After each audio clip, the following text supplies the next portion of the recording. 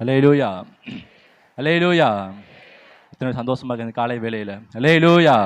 ஆமாம், கர்த்தர் தாமே இந்த நாளில் கூட அடியானை அற்பமாய் குப்பமாய் இருந்த என்ன இந்த உங்கள் மத்தியில் தேவனுடைய வார்த்தையை பகிர்ந்து தந்த வேலைக்கு நன்றி செலுத்துக்கிறேன். முதலாவது தேவாதி தேவனுக்கு, இரண்டாவது கூட இந்த வாய்ப்பை கொடுத்ததான பாஸ்டமாக அன்பின் வாழ்த்துக்களை தெரிவித்துக் கொள்கிறேன். சரி, நாம் ஜெபித்து ஆரம்பிக்கலாம். மகா இரக்கமும் கிருபை நல்ல தகப்பனே, ஆஸ்வதிக்கப்பட்டதான் இந்த காலை வேலைக்கு நன்றி செலுத்துகிறோம். அப்பா, எங்களை கடந்த ஒவ்வொரு நாளும் கிருபையாய் பாதுகாத்து இந்த வேலையில் கூட ஆண்டவரே, இந்த ஞாயிற்றுக்கிழமை வேலையில் உண்மை ஆராதித்து நாமத்தை மையப்படுத்தி ஆண்டவருடைய வார்த்தையை கேட்கதான தந்த இந்த வேலைக்கு நன்றி செலுத்துகிறோம். விசேஷமாக அடியானை கொண்டு ஆண்டவரே என்ன பேசி தமிழ்ச்சிகளை பேசுவீராக. அவர்கள் கேட்கிறவர்களுக்கு பிரயோஜனமாக இருக்கிறோம். நான் அதை வாழ கத்தைகளை ஒப்பு கொடுக்க தேவனுக்கு கிருபை செய்து வழி நடத்துங்க, ஆசீர்வதிங்க, பாதுகாத்துக் கொள்ளுங்க. இயேசுவின் நல்ல பிதாவே, ஆமென், ஆமென். அல்லேலூயா, அல்லேலூயா. கர்த்தர் நல்லவர், அவர் கிருபை என்றும் உள்ளது. ஆமென், அல்லேலூயா. எல்லாரும் சந்தோஷமா இருக்கிறீங்களா? சந்தோஷமா இருக்கிறோம். ஆனால் கிறிஸ்தவங்க எல்லாம் சந்தோஷமாக மட்டுமா தான் இருக்கிறோமா? கண்டிப்பாக நம்ம கஷ்டப்படுவோம். வாழ்க்கையில் நிறைய போராட்டங்கள் இருக்குது, பாடுகள் இருக்குது. ஏன்னா எல்லாம் எப்போ வந்தாலும் கஷ்டம், எனக்கு உடம்பு சரியில்லை, ஜோமுடுங்கன்னு எல்லாருமே நிற்கிறது கண்டிப்பாக உண்டு. ஏன்னா உலக சூழ்நிலைகள் அப்படி ஆண்டவர் சொல்கிற சோதனை சகிக்கிற மனுஷன் பாக்கியவான். அப்போ உலகத்தில் என்ன சோதனை கண்டிப்பாக இருக்கும். சரி, நம்ம ஒரு வசனங்களை வாசிப்போம். ஏசாயா 41ஆம் அதிகாரம் 10வது வசனம். நீ பயப்படாதே, நான் உன்னுடனே இருக்கிறேன். திகையாதே, நான் உன் தேவன். நான் உன்னை பலப்படுத்தி உனக்கு சகாயம் பண்ணுவேன். என் நீதியின் வலது கரத்தினால் உன்னை தாங்குவேன். அல்லேலூயா. கர்த்தர் என்ன சொல்றாரு? பயப்படாதே, நான் உன்னோடு இருக்கிறேன். அல்லேலூயா. நான் உன்னை பலப்படுத்தி உனக்கு சகாயம் பண்ணுவேன். அல்லேலூயா. கர்த்தர் நமக்கு எப்படிப்பட்டவராக இருக்கிறார்னா சகாயராக இருக்கிறார். இன்னைக்கு எல்லாரோடைய வாழ்க்கையில் என்ன ஒரு பிரச்சனை, ஒரு பாடு நிரம்பிச்சு நம்ம என்ன தேடுவோம்? நமக்கு ஒரு உதவி, நமக்கு ஒரு சகாயம், நமக்கு ஒரு பதில் தருகிற விடுதலை இதுலேருந்து விடுதலை தர யாரால முடியும்னு என்ன நம்ம தேடுவோம். ஆண்டவர் தேடி வந்ததுக்கு அநேக காரணங்களே என்னது? நமக்கு இந்த பிரச்சனையிலேருந்து விடுதலை கிடைக்குமா? ஒரு எல்லா பிசாசின் கட்டில் இருந்திருப்பீங்க, விக்கிர கட்டில் இருந்திருப்பீங்க, அநேக பிரச்சனைகள் மத்தியில் இருந்திருப்பீங்க, வியாதியில் இருந்திருப்பீங்க. ஆண்டவர் சுகந்தம் ரசிக்கப்பட்டு என்ன பண்ண சபையில் இன்னைக்கு உட்கார்ந்துருக்கீங்க. அப்போ எனக்கு விடுதலை தரக்கு யார் இருக்கா? எனக்கு பதில் தரக்கு யார் இருக்கா? எனக்கு சகாயரா யார் இருக்கா அப்படின்னு. அப்போ ஆண்டவர் சொல்கிறார், பயப்படாத, நான் உன்னோட தான் இருக்கேன். நான் உனக்கு யாராக இருக்கிறேன்? சகாயராக இருக்கிறேன். நான் உன்னை பாதுகாப்பேன், உன்னை பலப்படுத்துவேன், உன் நீதியின் வலது கரத்தினால் தாங்கி உன்னை ஆசீர்வதிப்பேங்கிறார். அல்லேலூயா. நம்ம இந்த சகாயரை பெற்றுக்கொள்ளணும். அநேகர் வாழ்க்கையில் ஜோம் பண்ண உடனே ஆண்டவர் என்ன பதில் தருவார். ஒரு சில காரியங்கள் எப்படின்னா கொஞ்சம் தாமதிக்கும். ஒரு சில இது அவங்க கேட்டிருப்பாங்க, ஆனால் ஆண்டவர் தந்திருக்க மாட்டார். அது எல்லாத்துக்கும் ஒரு திட்டங்கள் இருக்கிறது, ஒரு சில காரியங்கள் நம்மையில் ஒரு குறைகள் இதெல்லாம் இருக்குது. அதெல்லாம் பொறுத்து தான் நம்முடைய ஜபங்கள் பதில் தரப்படுகிறது. நம்ம உதாரணத்துக்கு ஒரு சில இதை பார்க்கலாம். கர்த்தர் எப்படிப்பட்டவராக இருக்கிறார் முதல்ல நம்ம என்ன ஒன்று தெரிஞ்சிருக்கணும். கர்த்தரால் இதை செய்ய முடியும் நம்ம நம்பணும் முதல்ல, இல்லையா? ஒருத்தர் மேல் நம்பிக்கை இருந்தால் தான் அவரால் செய்ய முடியுமா இல்லையா நமக்கு தெரியும், இல்லையா? உதாரணத்துக்கு சங்கீதம் 121:1 வாசிக்கலாம். எனக்கு ஒத்தாசை வரும் பர்வதங்களுக்கு நேராக என் கண்களை ஏறெடுக்கிறேன். ஆமென், அல்லேலூயா. எனக்கு ஒத்தாசை வரும் பர்வதங்களுக்கு என் கண்களை ஏறெடுக்கிறேன். அடுத்த 2வது வசனம், வானத்தையும் பூமியும் உண்டாக்கின கர்த்தரிடத்துல ஒத்தாசை வரும். இங்கே என்ன சொல்கிறாரு? உனக்கு ஒத்தாசை யார் இருக்கிற? நான் இருக்கிறேன். அப்போ நீங்கள் என்ன நம்பணும். எனக்கு ஒத்தாசை யார் இருக்கிறா? ஒருத்தர் இருக்கிறாரு, எனக்கு ஒரு தகப்பன் இருக்கிறா ஒத்தாசையா அப்படின்னு. அப்புறம் அடுத்த வசனத்தில் சொல்ற, வானத்தையும் பூமியும் உண்டாக்கின கர்த்தர். இதை ஏன் அவர் மென்ஷன் பண்ணுறார்? வானத்தையும் பூமியும் ஏன் மென்ஷன் பண்ணுறாரு? அதாவது என்ன சொல்கிறாருன்னா, இந்த வானத்தையும் பூமியும் உண்டாக்கினதே யார்? நான் தான். அப்போ என்னால் இது முடியுமா முடியாதா? பூமியில் இருக்கிற உனக்கு பிரச்சனை முடியுமா முடியாது? என்னால் முடியும். அப்போ நீங்கள் நம்பி விசுவாசித்து என்ன நீ கூப்பிடு அப்படிங்கிறார். அடுத்து இன்னொரு கூட பார்க்கலாமே. ஏசாயா 45:2 வாசிங்களேன். நான் உனக்கு முன்னே போய் கோணலானவைகளை செவ்வையாக்குவேன். ஆமென், அல்லேலூயா. இதை பாருங்களேன், நமக்காக செய்வாரான்னு ஒரு யோசிப்போம், அவர் நமக்காக இறங்கி செய்வாரா அப்படின்னு. ஆனால் அதில் யோசிச்சு பாருங்களேன், எனக்கு பசங்க பாசிக்கும் போச்சில் உனக்கு முன்னாக சென்று நான் கோணலாவை செவ்வையாக்குவேன்னா யோசிச்சு பாருங்கள். இப்போ உங்கள் வீட்டுக்கு பாஸ்ட் வரான்னு என்ன பண்ணுவீங்க? இப்போ பாஸ்ட் நான் வரேன் அப்படின்னாரா என்ன பண்ணுவீங்க? வீடை சுத்தம் பண்ணுவீங்க. இருக்க குப்பை எல்லாம் எடுத்து போட்டு நீட்டாக வச்சு எப்படியெல்லாம் அலங்கரிக்க முடியுமோ அப்படிலாம் என்ன ஒன்று அலங்கரிப்பீங்க. ஒரு எல்லாம் நேருப்படுத்துறது இல்லை, ஒரு நல்ல சேர் போட்டு வச்சுக்கிறீங்க. இப்படி சர்ச்சில் அங்கே ஒரு பெரிய ஆள் வராங்கன்னா சேரில் கலைஞ்சிருந்து என்ன பண்ணுவோம்? நம்ம அரேஞ்ச் பண்ணி வைப்போம். எதுக்கு? அவங்க ஒரு கனப்படுத்துவோம். அப்போ ஆண்டவர் சொல்கிறாரு, உனக்கு முன்னாக நான் சின்ன கோணலாகவே செவ்வையாக்குவேன். இதை யோசிச்சு பாருங்க, நம்ம அப்போ எவ்வளோ நம்ம வந்து ஒன்றுமே இல்லாதவங்க. ஆனால் ஆண்டவர் அப்படி சொல்லலை, நம்மளை ஒரு பெரிய உயர்ந்த ஒரு ராஜாவை போல் நம்மளை பார்க்குற, ராஜாவோட பிள்ளைகளாக பார்க்குறாரு. அதனால தான் சொல்கிறார், நமக்கு முன்னாக சென்று என்ன பண்ணுவாராம், அவர் சுத்தம் பண்ணுறேன் அப்படிங்கிற. நீ போகும்போது உனக்கு முன்னாடி எந்த பிரச்சனையும் வரக்கூடாது, எந்த பாடு வரக்கூடாதுன்னு சொல்லி என்ன பண்ண, கோணலாம் அவளை செவ்வையாக்கி கரடுமுறை சமமாக்கி நம்மளை நீதியின் பாதையில் நடத்துகிறார். அப்போ கர்த்தர் நமக்கு எந்த அளவுக்கு என்ன இறங்கி வர முடியுமோ அந்த அளவுக்கு இறங்கி வந்து நம்ம அற்புதம் செய்ய வல்லமுள்ளவராக இருக்கிறார். அல்லேலூயா. அப்போ நம்ம மேலே அன்பு இருக்கா இல்லையா? இருக்குது. நமக்காக செய்வாரா மாட்டாரா? கண்டிப்பாக செய்வார். இன்னொரு வசனத்தை கூட பார்க்கலாமே, சங்கீதம் 55:22. கர்த்தர் மேல் உன் பாரத்தை வைத்து விடு, அவர் உன்னை ஆதரிப்பார், நீதிமானை ஒருபோதும் தள்ளாட விட்டார். அல்லேலூயா. கர்த்தர் மேல் உன் பாரத்தை, இங்கே என்ன சொல்கிறாரு, நீ என் மேலே வச்சிரு, நான் உன்னை என்ன பண்ணுவேன், பாதுகாப்பேன், நான் உன்னை ஆதரிப்பேன், உனக்கு பதில் தருவேங்கிறார். அப்போ இங்கே என்ன நம்ம புரிஞ்சுக்கணும் அப்படின்னா, கர்த்தர் நமக்காக எல்லாம் செய்ய வல்லமை உள்ளவராக இருக்கிறாரு. அவர் நமக்காக எல்லாத்தையும் செய்வார். அவர் நமக்காக இதை செய்ய மாட்டேன் அதை செய்ய மாட்டேன்னு சொல்ல மாட்டார். நம்ம மேலே நம்ம ஜபத்தில் அவர் கேட்பாரான்னு நம்ம சந்தேகமே படக்கூடாது. கர்த்தர் நம்ம ஜபத்தை கேட்பார், அவரால் எல்லாமே என்ன பண்ணுவோம், செய்ய முடியும். அந்த நம்பிக்கையோடு விசுவாசத்தோடு நம்ம இருந்தால் கர்த்தர் நமக்கு அற்புதங்கள் செய்ய வல்லமை உள்ளவராக இருக்கிறார். அல்லேலூயா. நம்ம அப்படி இப்போ விசுவாசித்து நல்ல மேன்மையாக்கப்பட்ட ஒருத்தரை பற்றி பார்க்கலாம். யோசுவா 1:5. நீ உயிரோடு இருக்கும் நாளெல்லாம் ஒருவனும் உமக்கு முன்பாக எதிர்த்து நிற்பதில்லை. நான் மோசேயோடு இருந்தது போல உன்னோடும் இருப்பேன். நான் உன்னை விட்டு விலகுவதும் இல்லை, உன்னை கைவிடுவதும் இல்லை. அல்லேலூயா. இங்கே யோசுவாவுக்கு ஆண்டவர் சொல்கிறாரு, நீ பயப்படாத, நான் உன்னோடு தான் இருக்கிறேன், மோசையோடு இருந்தது போல நான் உன்னோடு இருப்பேன். இதை ஏன் ஆண்டவர் இந்த இடத்துல சொல்கிறாரு தெரியுமா? நீங்கள் உபாகமம் 34:9 எடுத்து வாசிங்களேன். மோசே நூனின் குமாரனாகிய யோசுவாவின் மேல் தன் கைகளை வைத்தபடியினால் அவன் ஞானத்தின் ஆவியினால் நிரப்பப்பட்டான். இஸ்ரவேல் புத்திரர் அவனுக்கு கீழ்ப்படிந்து கர்த்தர் மோசேக்கு கட்டளிட்டபடியே செய்தார்கள். ஆமென். அல்லேலூயா. இங்கே என்ன வாசிக்கிறோம்? மோசே வந்து யார் மேலே கை வச்சு, யோசுவா மேலே கை வச்சு என்ன பண்ணுறாரு, உன்னை ஆசீர்வதித்து அபிஷேகம் பண்ணி நீ யார் தலைவனாரு அப்படின்னு சொல்லி சொல்கிறாரு. ஆனால் இங்கே யோசுவாவுக்கு ஒரு பயம். என்ன பயம் அப்படின்னா, மோசையை பற்றி பார்க்கணுன்னா, மோசைக்கு ஆண்டு ஃபஸ்ட்டு எப்படி தரிசனமானார், முட்செடியில் பேசினார், அப்புறம் நிறைய அற்புதங்களை செஞ்சார். முகமுகமாக மோசை யார் என்ன பண்ணார், தேவனோடு தரிசித்த தாசன். அப்படிப்பட்ட மோசையும் ஜனங்க என்ன பண்ணாங்க, அடிக்க போனாங்க, முறுமுறுத்தாங்க. அப்போ இவருக்கு ஒரு பயம், இப்படிப்பட்டவரையே இந்த அடி அடித்தாங்க, நான் யார், அப்படிப்பட்ட மோசையால் கை வைக்கப்பட்ட ஒரு தான், அப்போ என்னெல்லாம் என்ன அடி அடிப்பாங்கன்னு அவருக்கு ஒரு பயம். அப்போ ஆண்டவர் சொல்கிறார், நீ பயப்படாத, நான் உன்னோடு இருக்கிறேன் அப்படி. அந்த வார்த்தையை யார் விசுவாசித்தா அப்படின்னா, யோசுவா விசுவாசி. கடைசி வரைக்கும் தேவன் நான் உன்னோட விட்டு விலகுவதும் இல்லை, உன்னை கைவிடுதல்னு சொன்னது போல கடைசி வரை கைவிடாமல் வழி நடத்தினார் யோசுவாவை. ஏன்னா அதை விசுவாசித்தார், நம்பினார். அப்போ நம்மளுடைய வாழ்க்கையில் ஒரு நம்பிக்கை, ஒரு விசுவாசம், கர்த்தர் எனக்காக யாவையும் செய்து முடிப்பார் என்ற ஒரு நம்பிக்கை, ஒரு விசுவாசம் நம்முடைய வாழ்க்கையில் இருந்தால் கர்த்தர் எல்லாம் செய்ய வல்லமுள்ளவராக இருக்கிறார். அல்லேலூயா.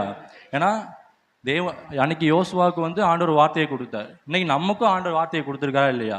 இந்த பைபிளுக்கு எல்லா வார்த்தையும் யாரோடையது, என்னுடையது, நம்மளுடையது. அப்போ அந்த வார்த்தையை நம்ம விசுவாசித்து நம்ம யோசுவாவை அதை பற்றி கொண்டோம்னா கர்த்தர் நமக்கு செய்ய வல்லமுள்ளவராக இருக்கிறார். அல்லேலூயா. அப்போ நமக்கு சகாயராக இருப்பாரா மாட்டாரா? கண்டிப்பாக இருப்பார். நம்ம தேவை சந்திக்க அவர் வல்லமுள்ளவராக இருப்பார். இன்னொருத்த கூட பார்க்கலாம். லூக்கா எழுதின சுவிசேஷம் 23:39.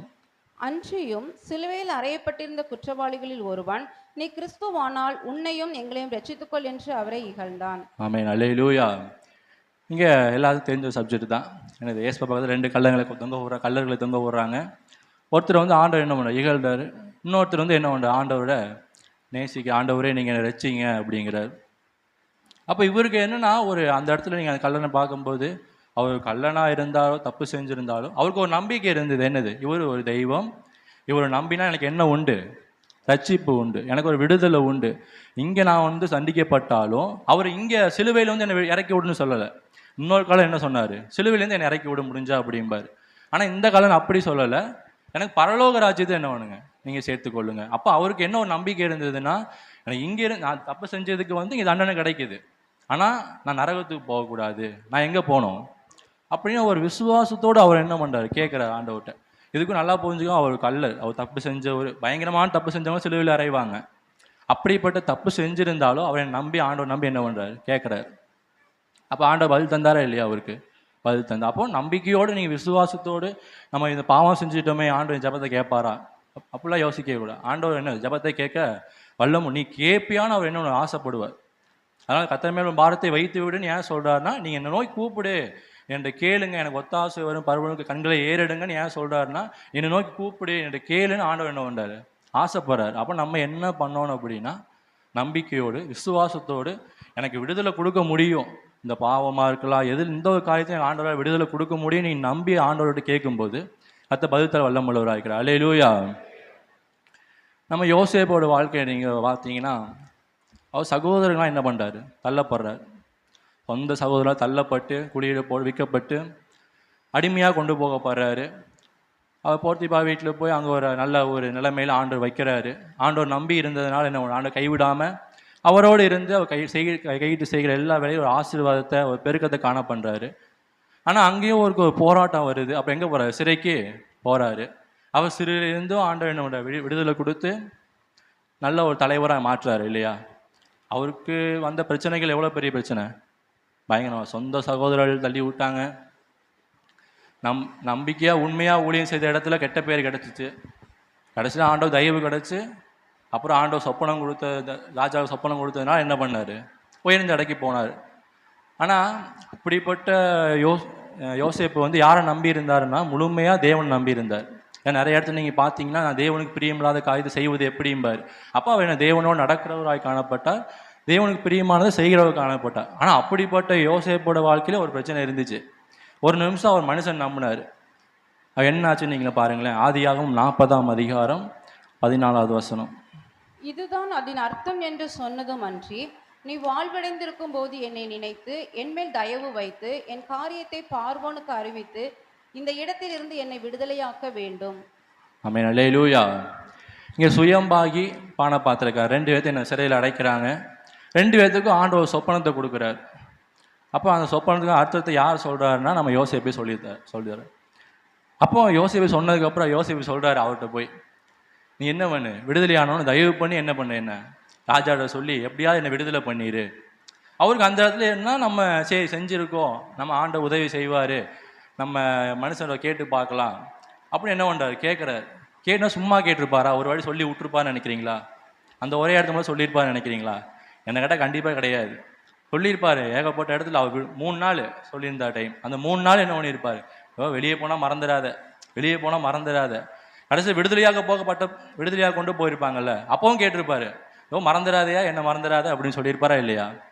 நான் பைபிள் காலேஜில் படிக்கும்போது அப்படி தான் ஒரு நாள் அசைன்மெண்ட் ஒன்று பாஸ்டர் கொடுத்துருந்தாங்க. எல்லாரும் தனித்தனியாக கொடுத்துருந்தாங்க. எனக்கு அதில் ஐடியாவே இல்லை, எப்படி எழுதுறது என்ன பண்ணுறதுனே தெரியல. டைமும் நெருங்கிட்டே வந்துச்சு. அப்போ எங்கள் தேடிட்டு கேட்கும் போச்சுல அவர் சொல்லியிருந்தார், ஏன்டா நான் இந்த அசைன்மெண்ட் எழுதியிருக்கேன் முன்னாடியே ஒரு வாட்டி அப்படின்னு. சரி, நான் அது கொண்டு வந்துட்டாரு, நீங்கள் பார்த்து ஐடியா பண்ணி எழுதிக்கோ அப்படின்னாரு. சரி, நானும் அவர் நம்பி என்ன பண்ணிட்டேன்னா இருந்துட்டேன். 1 வாரம் போச்சு, அவர் 8 வரல. 2வது வாரம் போச்சு, 8 வரல. அடுத்த வாரம் வியாழக்கிழமை வந்துருச்சு. திங்கக்கிழமை போனால் நான் கொடுத்தே ஆகணும் அசைன்மெண்ட், இல்லைன்னா செத்தேன். பார்த்தேன், ஆண்டவரே எனக்கு என்ன இது இப்படின்னு சொல்லிட்டு நான் அவர்கிட்ட அன்னைக்கு பூரா அவட விடவே இல்லை. சேப்பல் ப்ரேயரில் 11 மணிக்கு ஒரு ப்ரேயர். அங்கே பார்த்துட்டு, பிரதர் 8 வந்தீங்களா அப்படின்னு. இல்லை பிரதர் மறந்துட்டேன். பிரதர் மறக்காமல் 8 வந்துருங்க நாளைக்கு அப்படின்னு. சரி பிரதர் அப்படின்ட்டு அப்படியே சாப்பாடு டைம் பார்த்தோம். அப்படி பேசிட்டு பிரதர் மறக்காமல் 8 வந்துருங்க அப்படின்னு. கடைசியில் வீட்டுக்கு போகும்போதுல ப்ரேயர் முடிஞ்சவொன்னே ஓடி போயிட்டு வெளியே போனார். பிரதர் மறந்துடாமல் 8 வந்துருங்க, எப்படியாவது 8 வந்துருங்க, இல்லைன்னா அவ்வளோதான் அப்படின்னு கெஞ்சி கூத்தாடி அடுத்த நாள் கொண்டு வந்து கொடுத்துட்டாரு. எனக்காக வந்து கொடுத்தாரு. அப்போ அதே மாதிரி பண்ணிப்பாரா மாட்டாரா? ஏன்னா விடுதலை இல்லையா? வீட்டுக்கு போகும்போது என்ன பண்ணுவார்? எப்படியாவது என்னை கொண்டு வந்து எப்படியாவது என்னை சொல்லியிருப்பா, என்னை விடுதலை பண்ணியிருப்பா அப்படின்னு. ஆனால் என்ன அவர் என்ன பண்ணாராம்? நீங்கள் 23ஆம் வசனம் வாசிங்களேன். ஆனாலும் பானபாத்திரக்காரரின் தலைவன் யோசேப்பை நினையாமல் அவனை மறந்து விட்டான். ஆமென். அல்லேலூயா. என்ன பண்ணாரு? மறந்துட்டார். இது ஏன் மென்ஷன் பண்ணுறாரு ஆண்டவர்? புரியுதா? ஆண்டவர் நம்ம சொல்லித்தர. அப்போ மனுஷனை நம்பின நீ என்ன பண்ணுவேன்? கைவிடும். ஆண்டவர் நம்பி ஆண்டவர் பாதை நடக்கும்போது ஒரு சில கட்டங்களில் மனுஷன் நமக்கு உதவி செய்கிற மாதிரி வருவாங்க. நம்ம என்ன நினைப்போம்? ஆண்டவர் நமக்காக தூதர் அனுப்பிட்டாரு இல்லையா? கடனுக்காக நம்ம பிரச்சனைகளுக்கு கடனுக்காக கொண்டு வருவாங்க. ஆஹா, ஆண்டவர் வழியை திறந்துட்டாரு. நம்ம கடன் வாங்கிட்டு கடனில் சிக்கிட்டு நாளைக்கு யாரை சொல்லுவோம்? ஆண்டவரை நீங்கள் தானே இந்த கடன் வாங்க சொன்னீங்க. ஆண்டவர் அப்படி சொல்லியிருக்கவே மாட்டார் இல்லையா? அப்போ ஆண்டவருக்கு தெரியும் எப்படியெல்லாம் நடத்தினா பையன் பிரச்சனை எல்லாம் வெளியே வருவான்னு அவருக்கு தெரியும். அதுவும் நம்மளா என்ன பண்ணுவோம், ட்ரை பண்ணி பார்க்கலாமே, ட்ரை பண்ணி பார்க்கும்போது என்ன பண்ணுவோம், மாட்டிப்போம். நீங்கள் அதுக்கு ஆதியாகமம் 41:1 வாசிங்களேன். 2 வருஷம் சென்ற பின்பு பார்வோன் ஒரு சொப்பனம் கண்டான். அது என்னவென்றால், அவன் நதியண்டையிலே நின்று கொண்டிருந்தான். போதும், இங்கே என்ன போட்டிருக்குது, 2 வருஷம் சென்ற பின்பு. இது ஏன் ஆண்டவர் ஏன் மென்ஷன் பண்ணுறாருன்னா, மனுஷனை நம்பினதுனாலே என்னமோ தெரியல, பாவம் 2 வருஷம் போட்டாங்க ஜெயிலில். கம்முன்னு இருந்தால் கூட ஆண்டவர் அப்பயே தூக்கினாலும் தூக்கி இருப்பார் இல்லையா? ஆனால் மனுஷன் நம்பினா என்ன 2 வருஷம் ஆள் மறந்துட்டார். 2 வருஷத்துக்கு அப்புறம் ஆண்டவர் சொப்பனம் கொடுத்து என்ன தூக்குறாரு இந்த இடத்துல. அப்போ நம்ம என்ன பண்ணோம், பொறுமையோடு கர்த்தர் நம்பி, கர்த்தர் தான் நடத்துவார், கர்த்தரால் தான் இது முடியும் நம்ம நம்பி நம்ம கேட்கும்போது கர்த்தர் வழி நடத்த வல்லமுள்ளவராக இருக்கிறார். நம்ம அதை விட்டு போட்டு கொஞ்சம் ஏதாவது கிடச்சிச்சின்னா சைடு கேப்பில் பூந்தரலாமா நம்ம பார்த்தோன்னா எங்கே தான் மாட்டுவோம், பிரச்சனையில் தான் மாட்டுவோம். நான் கர்த்தரின் மெய்ப்பராக இருக்க நான் தாழ்ச்சி அடையேன். அல்லேலூயா. கர்த்தரின் மெய்ப்பராக இருக்கிறார் போது மெய்ப்பர் பின்னாடி நம்ம சொன்னோன்னா பிரச்சனையே இல்லை. அங்கே புல் நல்லா இருக்குதே, பார்க்க பசுமையாக இருக்குதே, நம்ம போனோன்னா அவ்வளோதான், காட்டு மிருகம் என்ன பண்ண நம்மளை பச்சித்து போடும். அப்போ கர்த்தர் மேல் நம்பிக்கையாக இருக்கிற மனுஷங்கள் பாக்கியவான்கள். அவர் முகம் நோக்கி பார்த்தவர்கள் ஒருபோதும் வெட்கப்பட்டு போவதில் ஆண்டவர் சொல்லிட்டாருன்னா செய்யாமல் இருக்க மாட்டார் இல்லையா? அல்லேலூயா. வாக்கு மாறாத தெய்வம். அப்போ ஆண்டவர் சொல்லிட்டாருன்னு ஒரு நம்பிக்கையோடு இன்றைக்கி நம்மளுடைய வாழ்க்கையில் நம்புகிறோம், நம்பாமலாம் கிடையாது, ஆண்டவரை நம்புகிறோம். ஆனால் அதுக்கு தப்பித்துக்குள்ள அணிய வழியை நம்ம என்ன பண்ணுறோம், தேடுறோம். ஒரு பிரச்சனை, ஒரு கடன்னா நம்ம ஃபஸ்ட்டு ஆண்டவர்கிட்ட தான் கேட்குறோம், ஆண்டவரே இப்படி பிரச்சனை, இப்படி கடன் இருக்குது, இதுலேருந்து தப்பித்துக்குள்ள எனக்கு வழி சொல்லுங்கன்னு நம்ம ஆண்டவர்கிட்ட கேட்குறோம். கேட்டுட்டா நான் என்ன பண்ணுறோம், அதுக்கப்புறம் வெயிட் பண்ணுறோமா ஆண்டவருக்காக? கிடையாது. அடுத்தடுத்த ஸ்டெப்பு என்ன பண்ணலாம், அடுத்தடுத்து எங்கே போனால் நமக்கு கிடைக்கும் இந்த பிரச்சனையிலேருந்து விடுதலை அப்படின்னு நம்ம என்ன பண்ணுறோம், தேடி போகிறோம். அப்போ ஆண்டவர் சொல்கிற, என்கிட்ட கேட்டியில் அமைதியாரு, எனக்கு தருவேன், நான் பிரச்சனை இல்லாமல் உனக்கு எப்படி தர முடியுமோ அப்படி தருவேன், அதனால் நீ அமைதியாரு அப்படின்னு சொல்லி ஆண்டவர் வழி நடத்த வல்லமுள்ளவராக இருக்கிறார். அப்போ நம்ம ஆண்டவர் எப்படி விசுவாசம் நம்பிக்கை இருக்கணும், ஆண்டவர் காத்தும் இருக்கணும். ஆண்டவர் செய்வார். அந்த நம்பிக்கை விசுவாசம் எந்த அளவுக்கு இருக்குதோ அந்த அளவு முடிவு பரியந்தும் இருக்கணும்.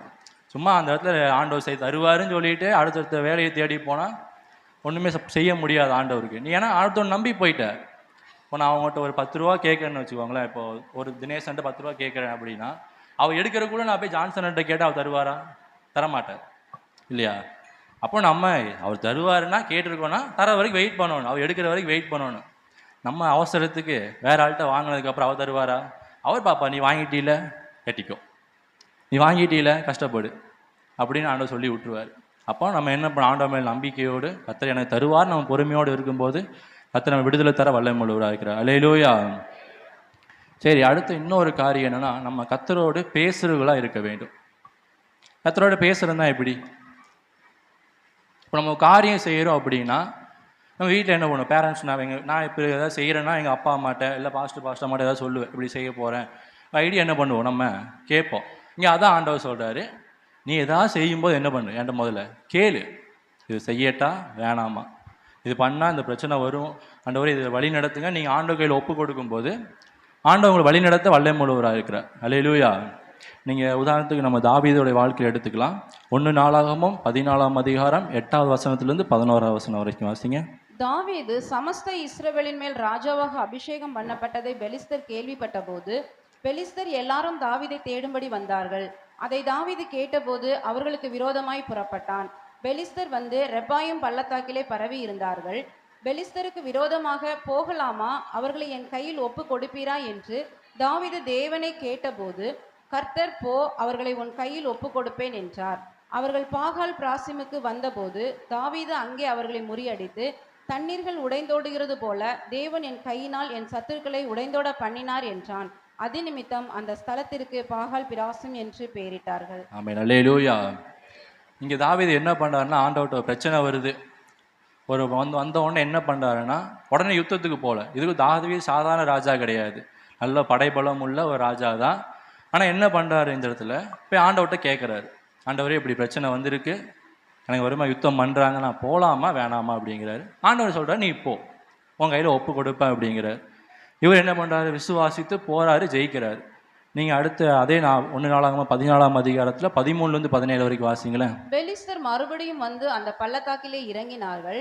அப்பொழுது தாவீது திரும்ப தேவனிடத்தில் விசாரித்ததற்கு தேவன், நீ அவர்களுக்கு பின்னாலே போகாமல் அவர்களுக்கு பக்கமாய் சுற்றி முசுக்கட்டை செடிகளுக்கு எதிரே இருந்து அவர்கள் மேல் பாய்ந்து முசுக்கட்டை செடிகளின் நுனிகளிலே செல்லுகிற இரைச்சலை நீ கேட்கும் போது யுத்தத்திற்கு புறப்படு, பெலிஸ்தரின் பாளையத்தை முறியடிக்க தேவன் உனக்கு முன்னே புறப்பட்டிருப்பார் என்றார். ஆமென், அல்லேலூயா. இங்க என்ன தெரியுது? மறுபடியும் அதே ஆள் என்ன பண்றாங்கன்னா தாவீதுக்கு விரோதமா யுத்தத்துக்கு வராங்க. நம்மளா இருந்தா என்ன பண்ணுவோம்? இப்பதான் அடிச்சு ஓட விட்டுருக்காரு. நான் பார்க்காத பிரச்சனையா? இந்த பிரச்சனை நான் சமாளிச்சிருக்கிறேன் முன்னாடியே அப்படின்னா நான் மறுபடியும் ஆண்டவர்கிட்ட போய் கேட்பேனா? கேட்க மாட்டேன். எனக்கு இந்த ஐடியா தெரியும். நான் யாருக்குமே இந்த பிரச்சனையை சமாளிச்சிருக்கேன், இதே ஆட்கள் அடிச்சு துரத்திருக்கேன். நான் இப்போ மற்றவர்கிட்ட போய் கேட்பேனா? ஆனால் இங்கே தாவீது அப்படி பண்ணலை. அடிச்சு அப்போதான் வந்து ஜெயிச்சிருக்காரு. மறுபடியும் வந்த உடனே மறுபடியும் ஆட்ட போறாருன்னா ஆண்டவர்கிட்ட தான் போறாரு. மறுபடியும் ஆண்டவரே முட்டி போட்டு, ஆண்டவர் மறுபடியும் வந்திருக்காங்கன்னு என்ன பண்றது? நீ இப்போ அதில் ஆண்டவர் பார்த்தீங்களா ஒரு புது விதமாக டிக்கை கொடுக்குறாரு. இப்படி நீ செடி விதமாக இதில் போ, அவன் கையில் ஒப்பு கொடுப்பேன்னு சொல்லி ஜெயிக்க வைக்கிறார். அப்போ இதில் தான் தேவனுடைய திட்டமும் நிறைவேறுது. தாவீதும் தேவனோட இருக்கிற ஐக்கியத்தை நீங்கள் பார்த்துக்கலாம். புரியுதா? நீ நம்மளா இருந்தால் எதாவது சொல்ல ஒரு பிரச்சனை, இந்த ஒரு கடன் பிரச்சனை வந்திருக்கு, அந்த பிரச்சனை நம்ம முன்னாடி சமாளிச்சிட்டேன் அப்படின்னா மறுபடியும் அதே பிரச்சனை வரும்போது எனக்கு எப்படி சமாளிக்கணும் என் ஐடியா இருக்கும் இல்லையா? நான் அந்த ஐடியாவோட நம்ம என்ன பண்ணுவோம்? நம்ம செயல்படுவோம். நம்ம அடுத்து யார்ட்டையும் ஐடியா கேட்க மாட்டோம், யார்ட்டையும் ஒரு ஆலோசனை கேட்க மாட்டோம். ஏன்னா நமக்கு தெரியும், நம்ம முடிஞ்ச சொல்லுவோமே தவிர நம்ம யார்ட்டையுமே கேட்க மாட்டோம். ஆனால் இங்கே தாவீது அப்படி பண்ணலை. எந்த பெலிஸ்தரை முறியடித்தாரோ அதே பெலிஸ்தர் மறுபடியும் வரும்போது யார்கிட்ட போறாரு? ஆண்டவர்கிட்ட போய் நிற்கிறார். ஆண்டவரை நீங்கள் உதவி செய்யுங்க.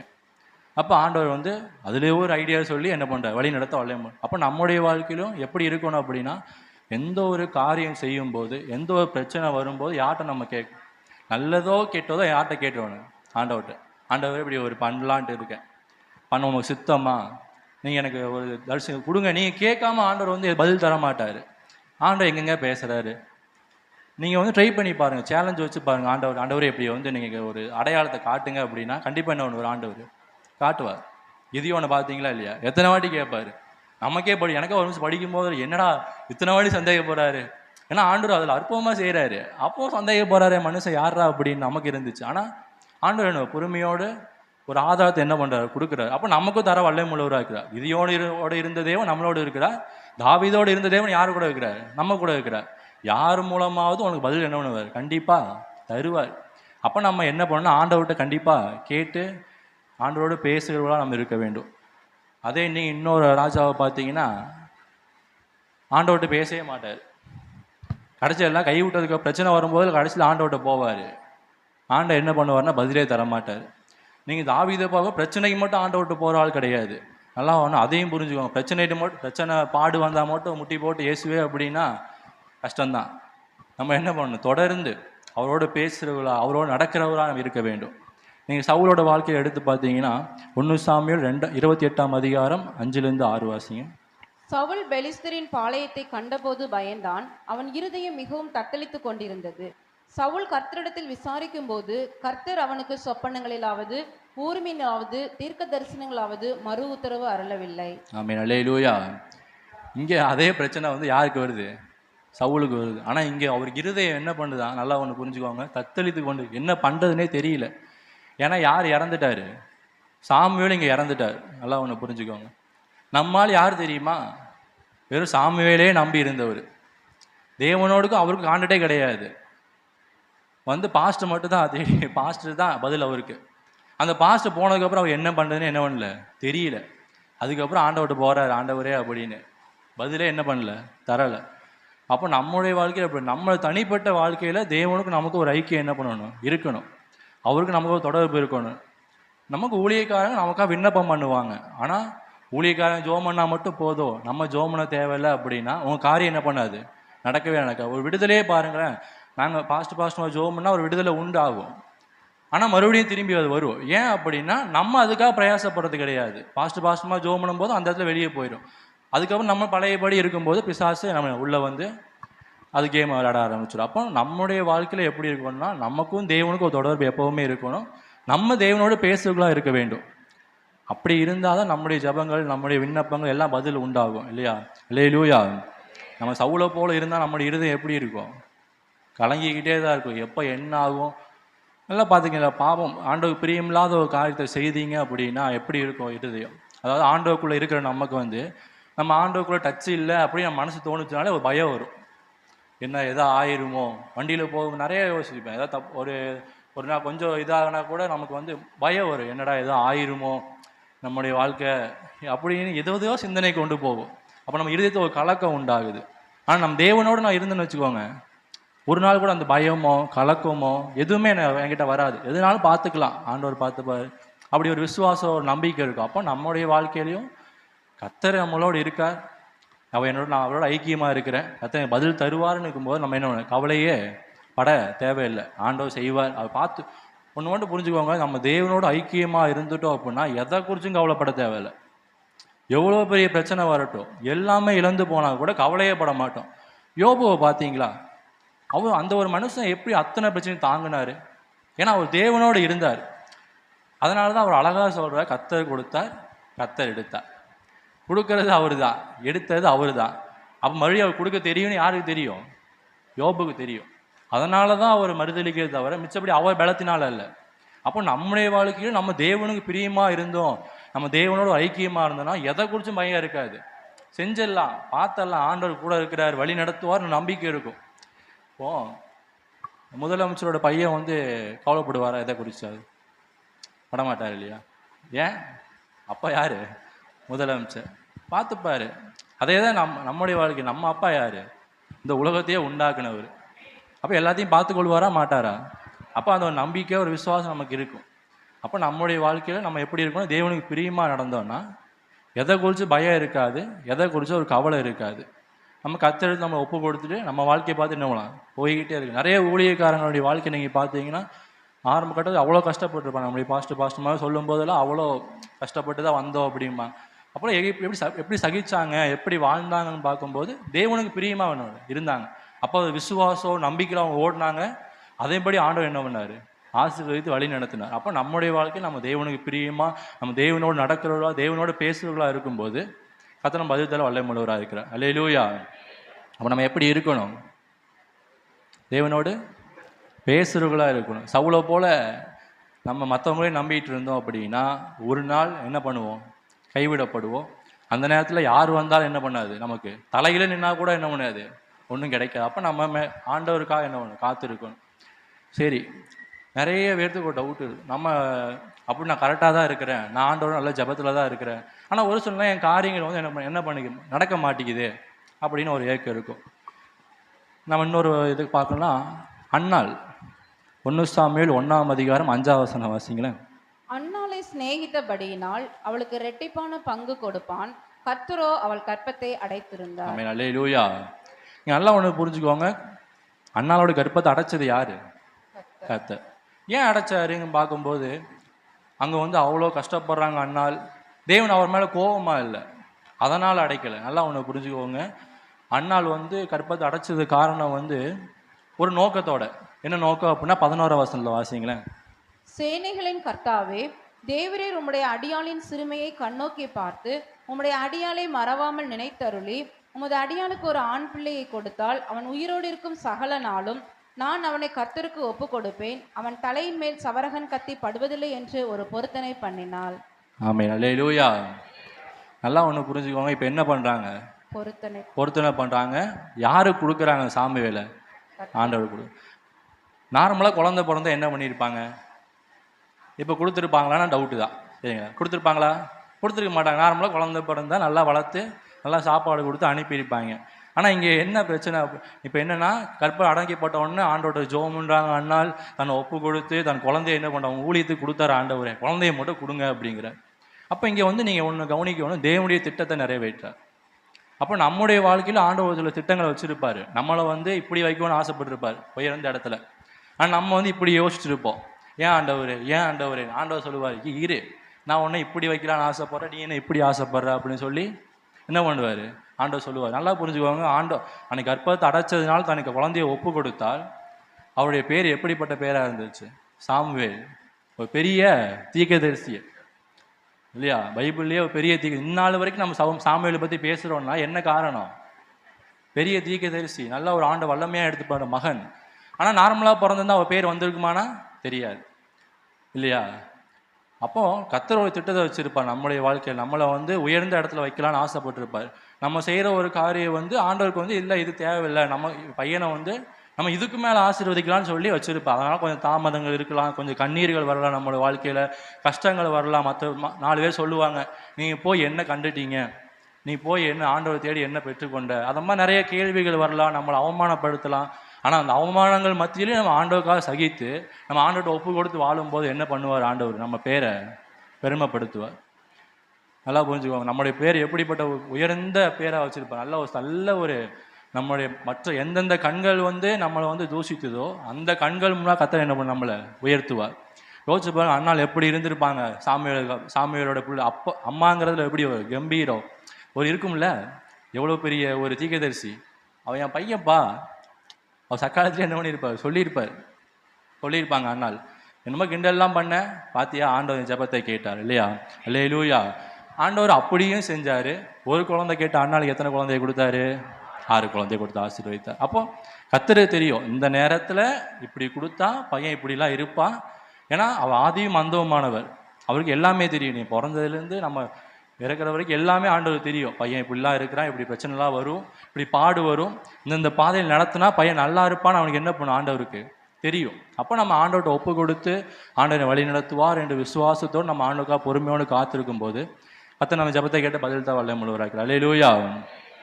சரி, நம்ம கடைசியாக கூட எபிரேயர் 13ஆம் அதிகாரம் 1-6 வரைக்கும் வாசிக்கலாம். சகோதர சிநேகம் நிலைத்திருக்க கடவுள். அப்போது ஒன்று வாசிக்கலாம். சகோதர சிநேகம் நிலைத்திருக்க கடவுள். இங்கே வந்து என்ன பார்க்குறோம் அப்படின்னா, ஆண்டவர் ஒரு சில காரியங்களை சொல்கிறார். உனக்கு சகாயராக இருக்கணும், நான் உன்னோடு இருக்க, உன்னை பலப்படுத்தோன்னா நீ இதெல்லாம் செய்ய அப்படிங்கிற எபிரேயரில். சகோதர சிநேகத்தை என்ன நிலைத்திருக்க கடவுள். நீங்கள் என்ன மற்ற ஒவ்வொரு கூட அன்பாக இருங்க. நீங்கள் வந்து கிறிஸ்துவை என்ன பண்ணணும், வெளிப்படுத்தணும். கிறிஸ்து எப்படி இருக்கிறாரு? அன்பாக இருக்கிறார். அப்போ நம்ம எப்படி இருக்கணும்? அன்பாக இருக்கணும். நான் உங்களுக்கு மன்னிக்கிறது போல் நீங்கள் என்ன பண்ணுங்க, பிறருக்கு மன்னியுங்கிறார். அப்போ நம்ம மற்ற எல்லா சகோதரனும் கூட எல்லா கூட எப்படி இருக்கணும்னா ஒரு ஐக்கியமாக சந்தோஷ சமாதானத்தோடு இருக்கணும். அடுத்த வசனம் வாசிக்கலாம்.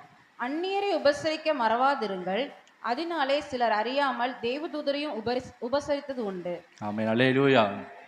என்ன மற்றவர்களுக்கு உபசரிக்கணும், மற்றவர்களை போஷிக்கணும். நமக்கு ஆண்டவர் சாப்பாடு கொடுத்துருக்காரு இல்லையா, நல்லா உடை கொடுத்துருக்காரு.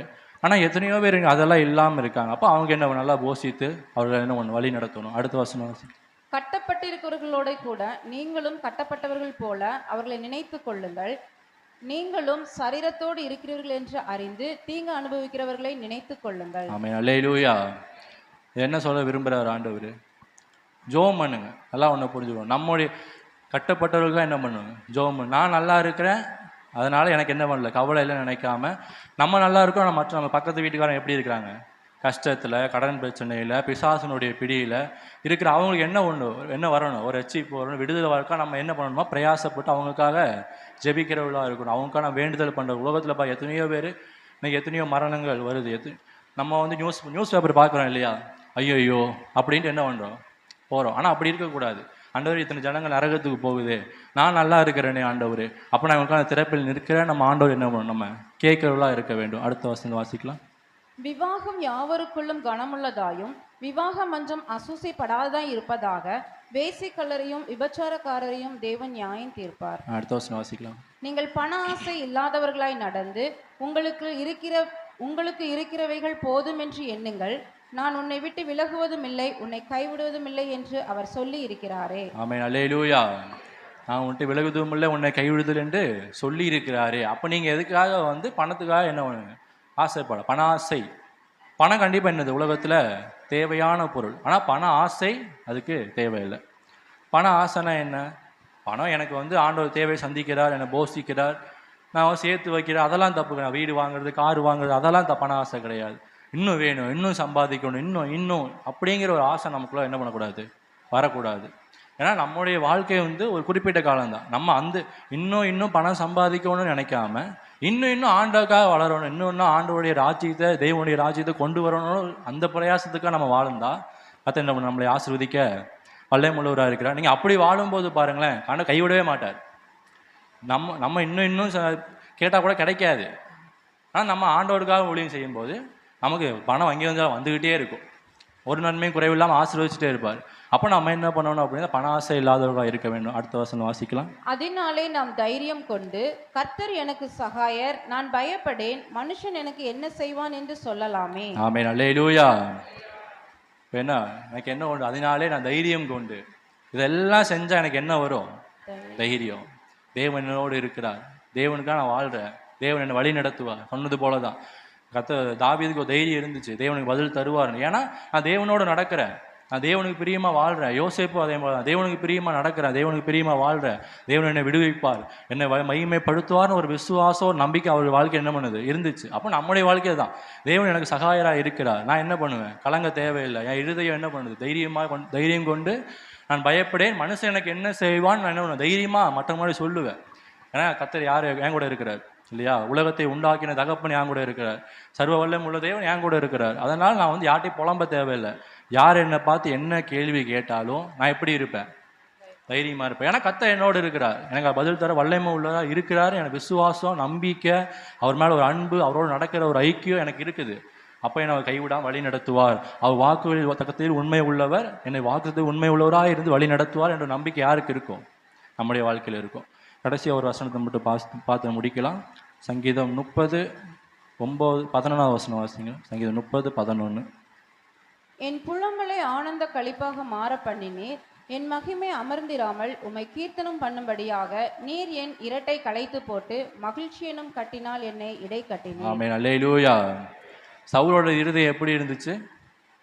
கலங்கினது. ஆனால் நம்ம இருதயம் எப்படி இருக்குதாமா? ஆனந்த கழிப்பினால் என்ன? ஆனந்த கழிப்பாக மாற பண்ணினார். அல்லேலூயா. நம்மளை தேவை சந்திக்காத வல்லை மூலம் நம்மளோட இருதயத்தில் ஒரு நாள் கூட கலக்கமே வராதபடி கர்த்தர் பார்க்க வல்லை மூலவராக இருக்கிறார்.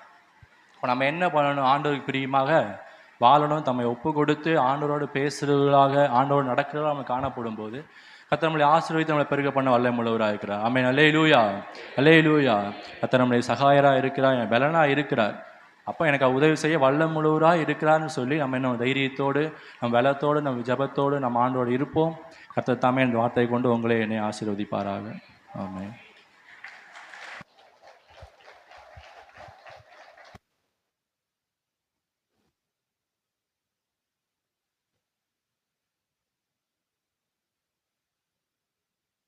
ஹல்லேலூயா. செய்தி கொடுத்ததான மகனுக்காய் நாம் ஜெபிப்போம். நல்ல செய்தியை கொடுத்தார் தம்பி. ஹல்லேலூயா. முன்னாடி வாப்பா, எல்லாரும் உனக்காக ஒரு விசை கரங்களை உயர்த்தி நாங்கள் ஜெபிக்கிறோம். எல்லாரும் மகனை பயன்படுத்தணும். வருகிற நாட்களில் புதிய ஊழியத்தை ஆரம்பிக்க போகிறார். இந்த ஒரு ஆண்டு காலங்கள் அடுத்து புதிய ஊழியத்தை ஆரம்பிக்க போகிறாரு. கர்த்தர் அவருடைய ஊழியத்தை கர்த்தர் கனப்படுத்தணும், நல்ல ஒரு இடத்தை ஆயத்தப்படுத்தி தரும்படியாக எல்லாம் நான் கண்களை மூடி நம்ம ஜெபிக்கலாமா? Thank you Jesus. ஹல்லேலூயா. நன்றி செலுத்துகிறோம், நன்றி செலுத்துகிறோம், நன்றி செலுத்துகிறோம் அப்பா. உமக்கு ஸ்தோத்திரம் அப்பா. ஆண்டவரே உம்மை துதிக்கிறோம். தாயின் கருவிலே உம்முடைய மகனை தெரிந்து கொண்டீர், அதற்காய் நன்றி ஆண்டவரே. அப்பா உம்மை ஸ்தோத்தரிக்கிறோம். தகுதி இல்லை என்றாலும் தகப்பன் நீர் உம்முடைய மகனை ஆண்டவரை இம்மட்டுமாய் நீ தகுதிப்படுத்திருக்கீங்க, ஊழியத்திற்கு நீ தகுதிப்படுத்திருக்கீங்க, அதற்காய் நன்றி ஆண்டவரை உம்மை ஸ்தோத்தரிக்கிறோம் ஐயா. மகனை அழைத்து இந்த 3 ஆண்டு காலங்கள் முடித்து ஓராண்டு காலங்கள் எங்கள் மத்தியிலே ஆண்டவரே சேவூர் சபையிலே உதவி போதகராய் இருக்க கர்த்தனை கிருபை பாராட்டி இந்த நாளில் ஆண்டவரே மீண்டுமாய் ஆண்டவரே அப்பா உம்முடைய கரத்தில் தருகிறோம். புதிய ஊழியங்களை ஆரம்பிக்க உதவி செய்வீராக தகப்பனை நல்ல கற்றுத்தர வேண்டும் ஜெபிக்கிறோம் ஐயா. தகப்பனே உம்மை ஸ்தோத்தரிக்கிறோம். மகனுக்குள்ளாய் விசேஷித்த அபிஷேகத்தை கர்த்தனீர் ஊற்றுவீராக.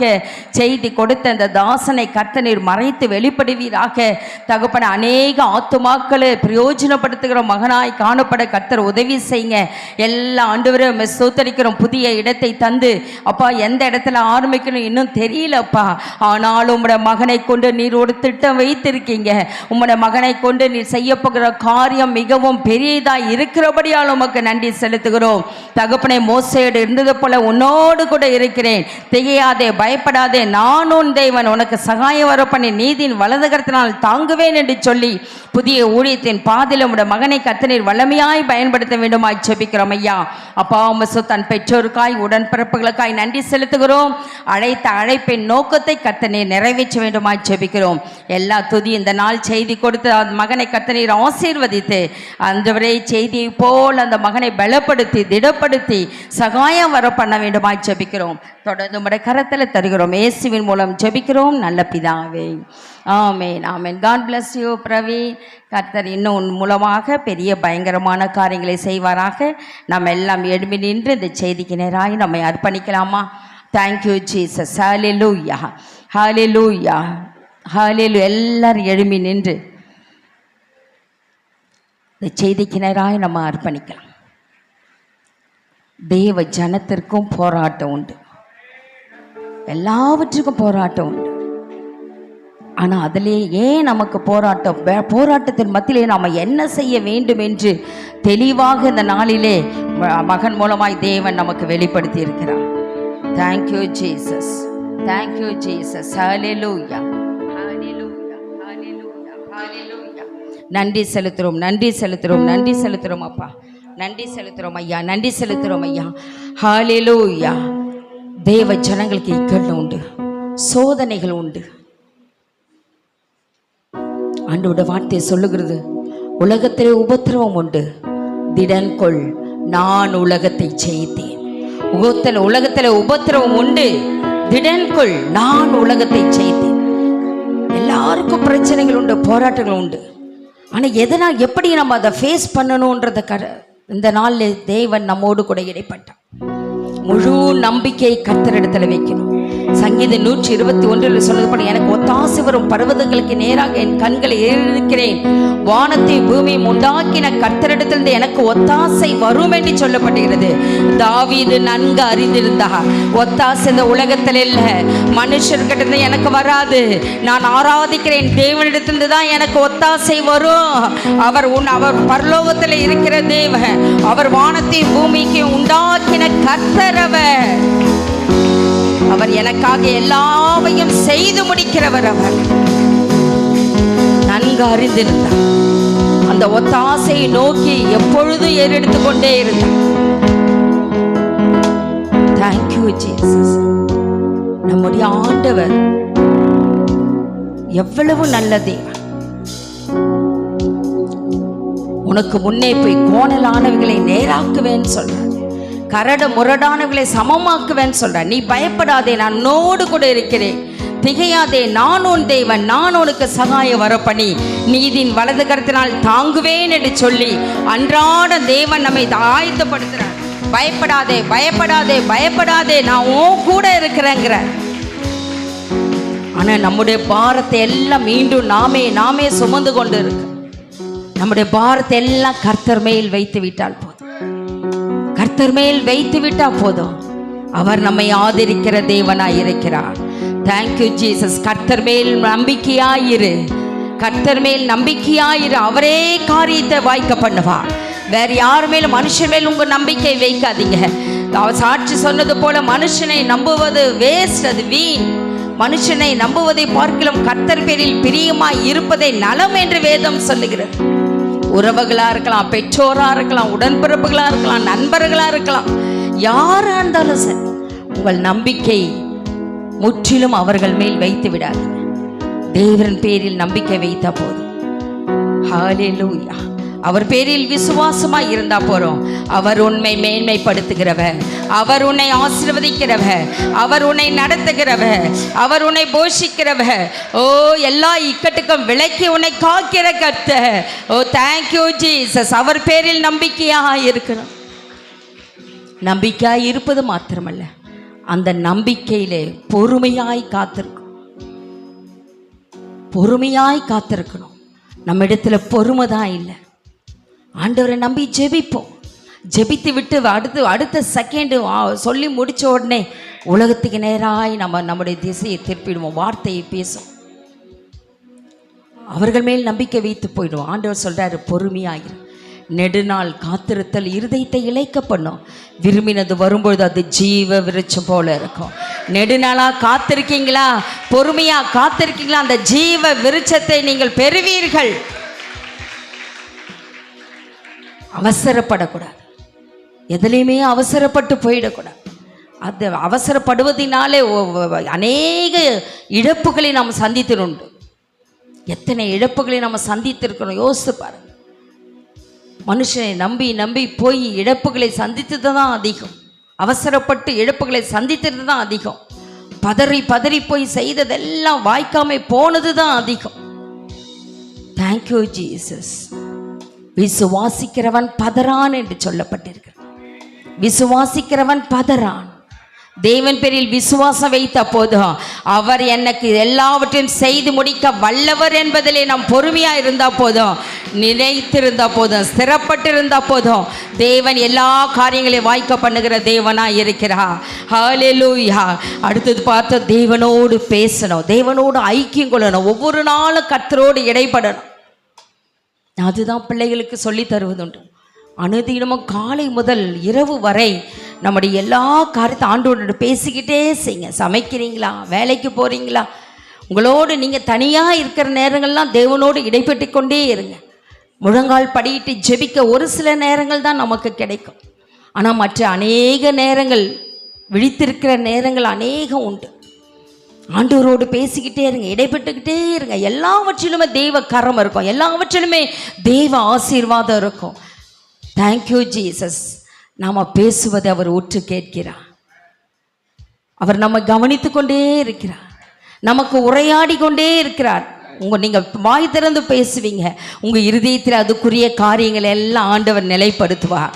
அதற்குரிய எல்லா காரியத்தை கர்த்தர் நமக்கு வார்த்தையின் மூலமாக, இருதயத்தின் நினைவுகள் மூலமாக, சில தரிசனங்கள் மூலமாக, ஊழியர்கள் மூலமாக, வேத வசனத்தின் மூலமாக கர்த்தர் ஒவ்வொரு நாளும் இடைப்பட்டு கொண்டிருப்பார். அதுதான் தாவீது செய்தார். தாவீது எல்லா காரியங்களிலும் யுத்தத்துக்கு ஒரு முறை போயிட்டு வந்து அதோட சரியா விட்டுடலை.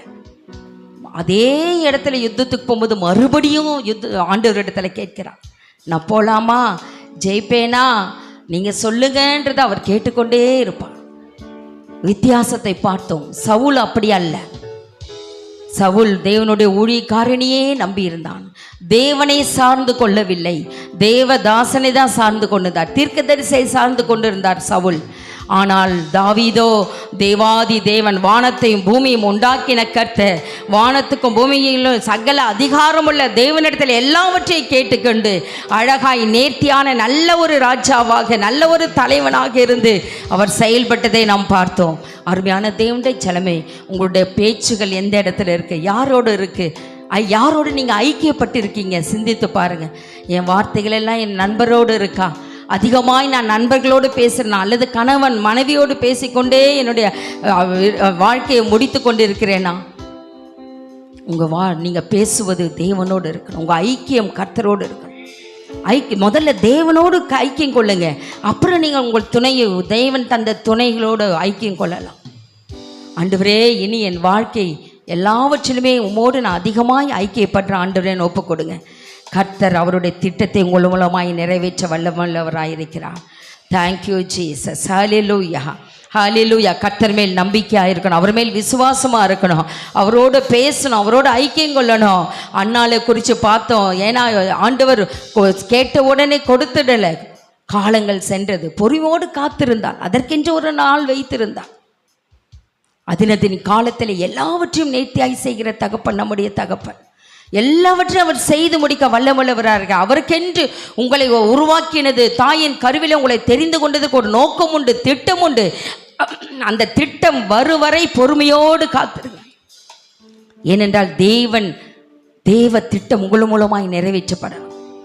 ஏற்ற காலத்தில் உங்களை உயர்த்தும்படிக்கு அவருடைய பலத்த கரத்துக்குள் அடங்கியிருங்கள். ஏற்ற காலத்தில் உங்களை உயர்த்தும்படிக்கு, ஏனென்றால் அவருடைய திட்டம் ஒன்று உண்டு.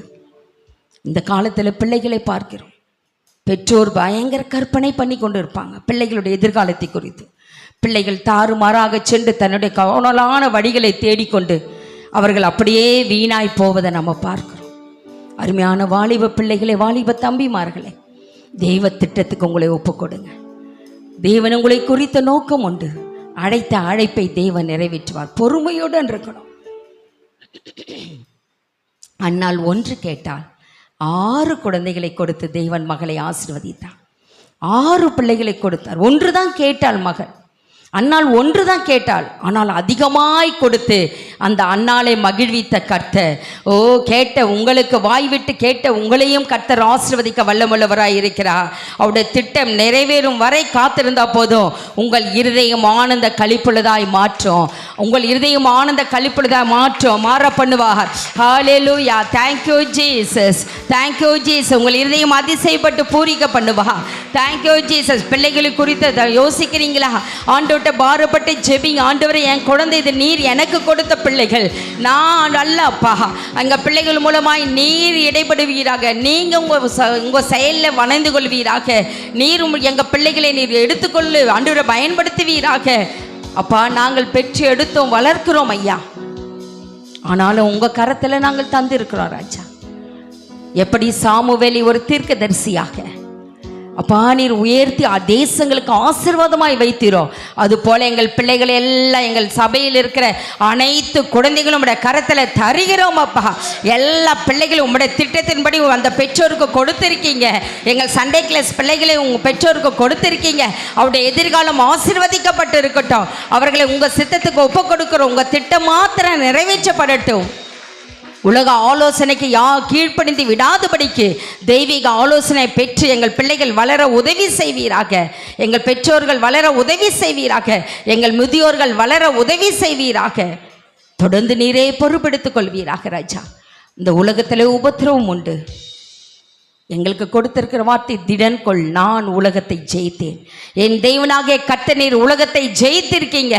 அதே போல நாங்களும் திடன் கொண்டு உலகத்தில் வர சோதனைகளை, எல்லா போராட்டங்களை, நிந்தைகளை, அவமானங்களை நாங்கள் மேற்கொண்டு வளர கர்த்தர் நீர் உதவி செய்வீராக. உனக்கு விரோதமாய் உருவாக்கப்படும் எந்த ஆயுதமும் வாய்க்காதே போகும் என்று சொல்லப்பட்டிருக்கிறது. எங்களுக்கும் எங்கள் சபை மக்களுக்கு விரோதமாய் உருவாக்கப்படுகின்ற எல்லா ஆயுதங்களும் வாய்க்காதே போக பண்ணுவீராக. எல்லா ஆயுதங்களும் வாய்க்காதே போக பண்ணுவீராக. முற்றிலுமாய் நீர் பொறுப்பெடுத்துக் கொள்வீராக. அப்பா, இந்த வெயில் நாட்களில் அப்பா உங்களுடைய பிள்ளைகளை கர்த்தர் நீர் பாதுகாத்து கொள்ள வேண்டும் ஜெபிக்கிறோம். போக்கில் வர்த்தல கூட இருங்க. அந்த அதிக உஷ்ணத்தின் நிமித்தமாக எந்த வியாதி, பலவீனங்கள், வைரல் ஃபீவர் ஒன்று வராதபடி இரத்த கொட்டைகளை நீர் மூடி மறைத்துக் கொள்ளுங்க. ஆண்டவரே, உம்மை ஸ்தோத்திரிக்கிறோம். போக்கிலும் வரத்திலும் இது முதற்கொண்டு என்றென்றைக்கு காப்பேன் என்று சொன்னீரே, அது போல நீர் பாதுகாத்து கொள்ள வேண்டுமா ஜெபிக்கிறோம்.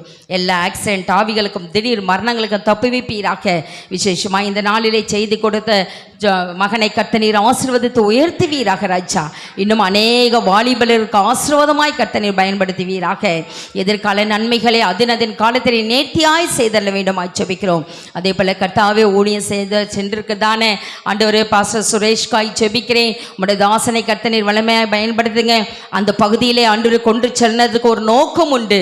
அந்த சபை வளர்ச்சியுடைய கர்த்தர் நீர் அனுக்கிரகம் செய்தரலும். எல்லா பலவீனையும் நீக்கி சுகபத்திரமாய் எங்கள் மத்தியிலே மீண்டும் ஆண்டவரை கொண்டு வந்து நிறுத்த வேண்டுமாய் ஜெபிக்கிறோம் ஐயா. எங்களை எல்லாம் தாழ்த்துறோம், வெறுமையாக்குகிறோம். உம்முடைய நாமத்தை மாத்திரம் உயர்த்துகிறோம். துதிகன மகிமை உமக்கே செலுத்துகிறோம். இயேசுவின் மூலம் ஜெபிக்கிறோம் எங்கள் ஜீவனுள்ள நல்ல பிதாவே, ஆமேன். என் ஆத்துமாவே கர்த்தரை ஸ்தோத்திரி, என் முழு உலகமே பரிசுத்த நாமத்தை ஸ்தோத்திரி. என் ஆத்துமாவே கர்த்தரை ஸ்தோத்திரி, கர்த்தர் செய்த சகல உபகாரங்களையும் மறவாதே. Amen, amen. Hallelujah, hallelujah, alleluia. God bless you. கர்த்தர் உங்களை ஆசீர்வதிப்பாராக. ஆமேன்.